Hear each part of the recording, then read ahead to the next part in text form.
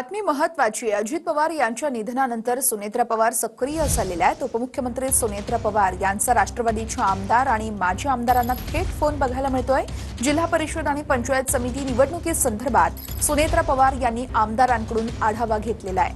अजित पवार यांच्या निधनानंतर सुनेत्रा पवार यांनी पहिल्यांदाच राष्ट्रवादीच्या आमदार आणि माजी आमदारांवरून संवाद साधलेला आहे. पुणे जिल्ह्यातील काही जिल्हा परिषद उमेदवारांना देखील सुनेत्रा पवार यांनी फोन केल्याचं कळतंय. या संदर्भात योगेश बोरसे आमचे प्रतिनिधी आपल्याला सविस्तर अपडेट्स देत आहेत. योगेश, अजित पवार यांच्या निधनानंतर सुनेत्रा पवार आता सक्रिय होताना पाहायला मिळत आहेत. सुनेत्रा पवार यांनी थेट आता राष्ट्रवादीच्या आमदार आणि माजी आमदारांना फोन केलेला आहेत आणि जिल्ह्यात आणि एकूण राज्यातील 12 जिल्हा परिषदेच्या निवडणुका या जाहीर झालेल्या आहेत. त्याचा प्रचार देखील संपलेला आहे.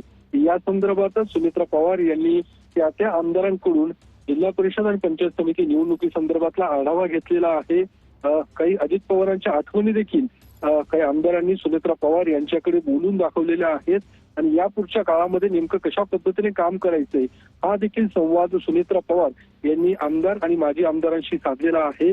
पुणे जिल्ह्यातील काही जिल्हा परिषद उमेदवारांशी देखील सुनेत्रा पवार यांनी फोनवरून संवाद साधलेला आहे आणि एकूणच निवडणुकी संदर्भातला आढावा घेतलेला आहे. कारण 7 तारखेला जिल्हा परिषद आणि पंचायत समिती निवडणुकीचं मतदान पार पडणार आहे आणि 9 तारखेला निकाल देखील लागणार आहेत आणि त्या संदर्भात आपलं लक्ष असणारच आहे. तुर्तास धन्यवाद दिलेल्या या सविस्तर माहितीसाठी.